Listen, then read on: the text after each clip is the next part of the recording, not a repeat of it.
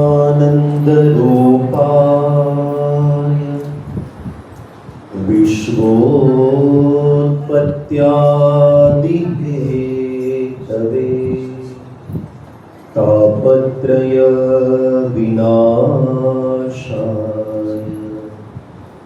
श्री कृष्णाय वयं नुमः। एकं शास्त्रं देवकी पुत्र गीतम् एको देवो देवकी पुत्र एव एको मंत्रः तस्य नामानि यानि कर्माप्येकं तस्य देवस्य सेवा कर्माप्येकं तस्य देवस्य सेवा। श्री कृष्णचंद्र भगवान की जय।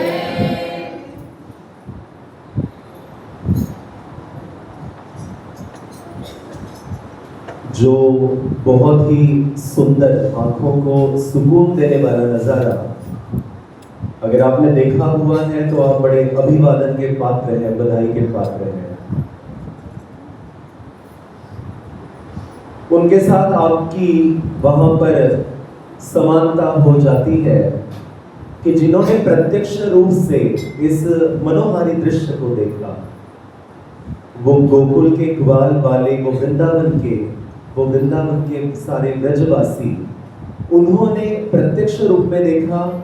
और आज उसी लीला का चिंतन करते हुए जो हमारे ये जो छोटे महात्मा हैं, अभी जो हमारे ईश्वराधिष्ठित राजकुमार बने हैं, इन्होंने जो अथक प्रयास से 2-3 दिनों से जो ये प्रयास करते हैं, हमारे प्रसाद दादा, अर्जुन दादा, दीपक दादा, बड़े ही मेहनत से इन्होंने इस दृश्य को यहाँ पर मूर्त रूप दिया हुआ है।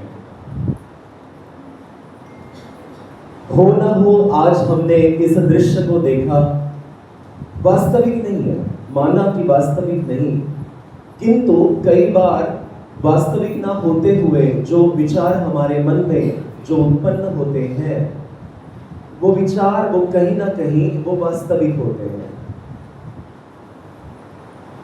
मध्य रात्रि में कोई एक स्वप्न आपको आ जाता है, स्वप्न में आपको लगता है कि आप एक हाथी पर बैठे हुए हैं, हाथी पर आपकी बड़ी शोभा यात्रा चल रही है और इस शोभा यात्रा में सारे नगरजन आपकी वाह वाह कर रहे हैं, आपका जय जयकार कर रहे हैं।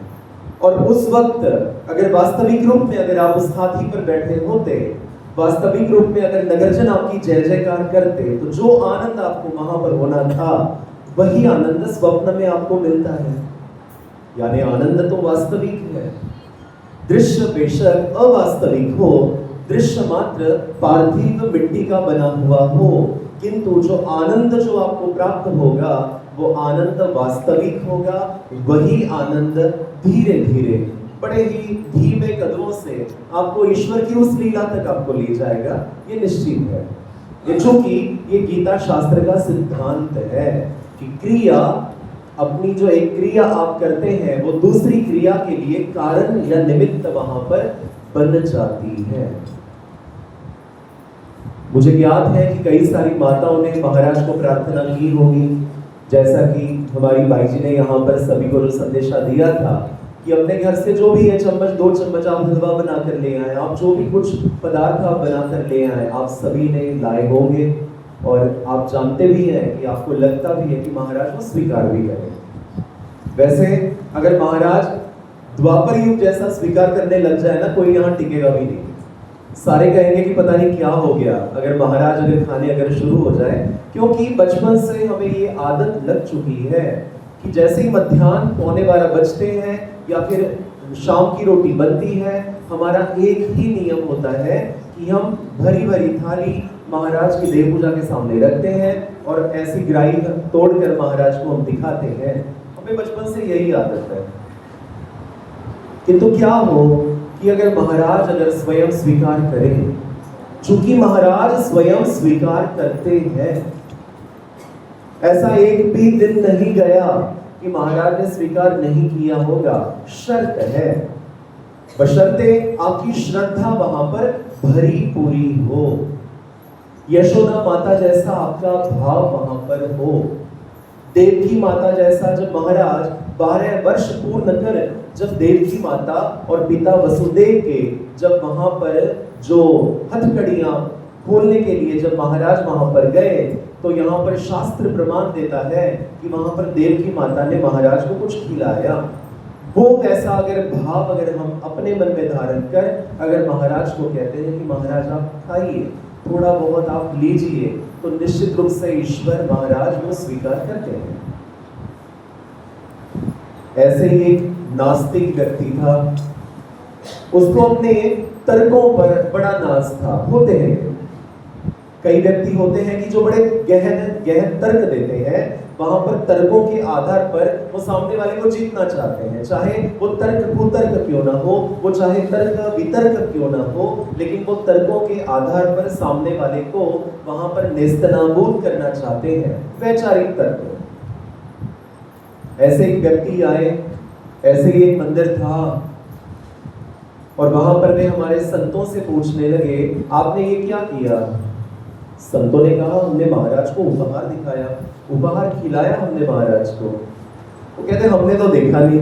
बात बिल्कुल सही है, हमने तो देखा नहीं, हम कैसे माने?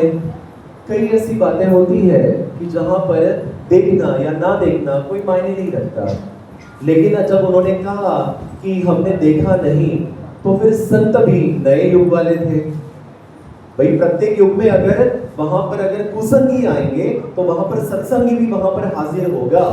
उसका वहां पर उसकी वहां पर श्रद्धा दृढ़ करने हेतु, उसका तर्क नाश करने हेतु वहां पर साधु संत सदैव ही वहां पर विद्यमान रहेंगे। उन्होंने कहा, भगत जी आप क्या व्यवसाय करते हैं? उन्होंने कहा कि मैं सुनार हूँ, मैं सुनार का काम करता हूँ। कहते हैं आप अपना जो स्केल है ना, वे स्केल, वो आप ले आइए। ले आए। जो सुनार थे वो अपना वे